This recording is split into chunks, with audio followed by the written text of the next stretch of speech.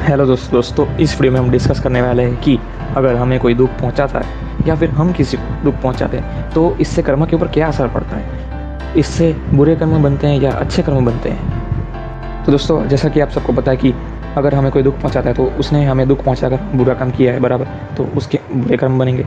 और हम किसी को दुख पहुंचाते हैं तो हमारे बुरे कर्म बनेंगे, ठीक है। लेकिन दोस्तों आप समझो कि ऐसा बिल्कुल भी नहीं है। कर्म इस तरह से काम नहीं करता। इसीलिए आप मेरी ये वाली वीडियो सबसे पहले देखिए, समझिए।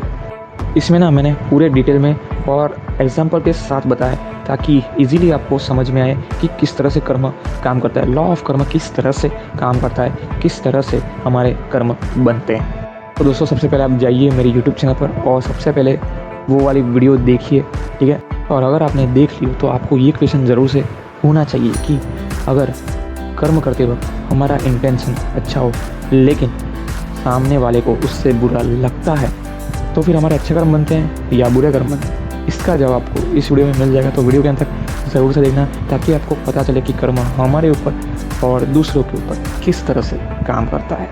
तो दोस्तों उस वीडियो में मैंने एक शिकारी का एग्जांपल लिया था कि शिकारी मुझे रास्ता पूछता है, वो जो भी जिसको भी मारने जा रहा है तो वो कहाँ पर है उसका रास्ता मुझे पूछता है और मैं उसको गलत रास्ता बताता हूँ ताकि वो सही रास्ते पर ना जाए, क्योंकि सही रास्ते पर जो भी जिसको भी वो शिकारी मारने जा रहा था वो वहाँ पर था, इसलिए वो बच सके। तो जिसको भी शिकारी मारने जा रहा था वो बच सके इसलिए मैंने गलत रास्ता बताया। वो गलत रास्ते पर आगे बढ़ा, आगे बढ़कर आगे चलकर उसे वो नहीं मिला जो उसको चाहिए था, इसलिए वो गुस्सा हो गया। उसके मन में गलत विचार आने लगे, उसके भावनाएं, उसका इंटेंशन बिगड़ने लगा। वो मेरे बारे में बड़ा बुरा बोलने लगा, सोचने लगा। तो ये एग्जांपल था, ठीक है। तो अगर मेरा इंटेंशन तो सही था, ठीक है, तो आपको ये पता चल गया होगा कि मेरे कर्म तो अच्छे ही बनेंगे क्योंकि मेरा इंटेंशन तो सही ही था। तो किसी ने अगर वो वाली वीडियो ना देखी हो तो इसके लिए मैं एक एग्जांपल आपको दे रहा हूँ कि दो लड़के हैं, इसमें से पहले लड़के ने स्विमिंग नहीं किया है, उसे स्विमिंग सीखना है, और दूसरा वाला लड़का है उसको स्विमिंग आता है और वो सोचता है कि इसको स्विमिंग क्यों नहीं आता है, वो क्यों नहीं स्विमिंग कर सकता है, मैं उसको कैसे भी करके सिखा सकता हूँ। तो दूसरा वाला लड़का उसको सिखाने के लिए उसका इंटेंशन क्या है, उसको कैसे भी करके स्विमिंग सिखाना। इसीलिए वो पहले वाले लड़के को स्विमिंग पूल में धक्का मार देता है ताकि वो स्विमिंग पूल में गिर जाए, ताकि वो तैरना सीख सके। अभी तक तो वो कोशिश भी नहीं कर रहा था, लेकिन इसने धक्का मारा। क्यों मारा? क्योंकि वो स्विमिंग सीख सके। स्विमिंग पूल में उतरकर वो डूबने से बचने के लिए वो स्विमिंग सीख। तो इस एग्जांपल के द्वारा मैं आपको समझाने वाला हूँ कि कैसे कर्म काम करता है दूसरों के ऊपर भी। तो सबसे पहले शिकारी की बात करें तो मैंने उसको जब एक गलत रास्ता बताया तभी उसके मन में बुरे विचार, बुरी भावनाएं उसके अंदर आने लगी। वो ऐसा सोचता रहा, वो ऐसे भाव करते रहा कि ये जो लड़का है उसने मुझे गलत रास्ता बता दिया, मैं गलत रास्ते पर आ पाऊँ और मुझे जहाँ पर जाना था, वो मुझे जो चाहिए था वो मुझे नहीं मिला। ये लड़का कैसा है, ये लड़के के ऊपर मुझे बहुत गुस्सा आ रहा है, ये लड़के को मैं छोड़ूंगा नहीं, मैं इसको ऐसा करूँगा वैसा करूँगा, ऐसी भावनाएं उस शिकारी को होने लगी। तो इससे क्या आपको पता चल सकता है कि वो मेरे बारे में ऐसे गलत विचार कर रहा है, गलत भावनाएं कर रहा है, क्योंकि गलती भी मेरी ही है।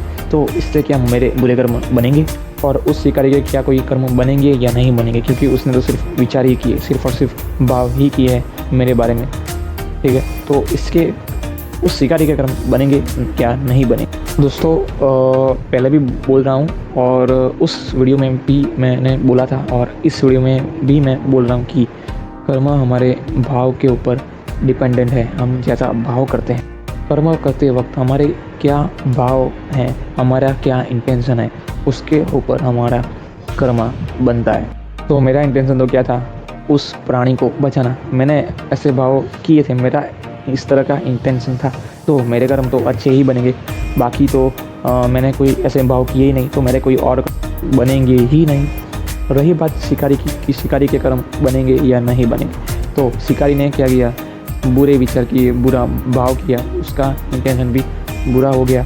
तो फिर क्या, उसके अच्छे कर्म नहीं बल्कि बुरे कर्म बनेंगे, ठीक है, क्योंकि उसने गलत विचार किए, गलत भाव किया। तो अगर हमने जो दूसरा एग्जाम्पल लिया है उसकी बात करें तो जो पहला लड़का था उसको तो ऐसा ही लगेगा कि ये दूसरे लड़के ने मेरे साथ गलत किया, उसने मुझे धक्का मारा और स्विमिंग पूल में गिरा दिया और डूब कर मैं मर जाऊं, इसीलिए मुझे धक्का मारा। तो ये दूसरा लड़का तो बहुत ही बुरा है, उसने मुझे धक्का मारा, उसके ऊपर मुझे गुस्सा आ रहा है, मैं उसको छोड़ूंगा नहीं। जब भी वो स्विमिंग पूल में था, मतलब कि ऐसे तड़प रहा था, डूबने से बचने के लिए ऐसे जब भी तड़प रहा था, स्विमिंग पूल से बाहर आने के लिए तड़प रहा था, तभी वो इस तरह के भाव विचार अपने मन में करने लगा। तो लॉ ऑफ कर्म के अनुसार उसने गलत भाव किए तो उसका बुरा कर्म बनेगा ही बनेगा, क्योंकि उसने बुरे काम किए हैं, ठीक है। और जो दूसरा वाला लड़का है उसके ऐसे कोई गलत विचार, गलत भाव नहीं थे, उसको सिर्फ और सिर्फ पहले वाले लड़के को स्विमिंग सिखाना ही उसका विचार था, उसका भाव था। तो इसीलिए उसके कर्म भी गलत नहीं लेकिन अच्छे बनेंगे, क्योंकि उसने अच्छा भाव किया है, उसका इंटेंशन अच्छा था, इसीलिए उसके कर्म अच्छे बनेंगे।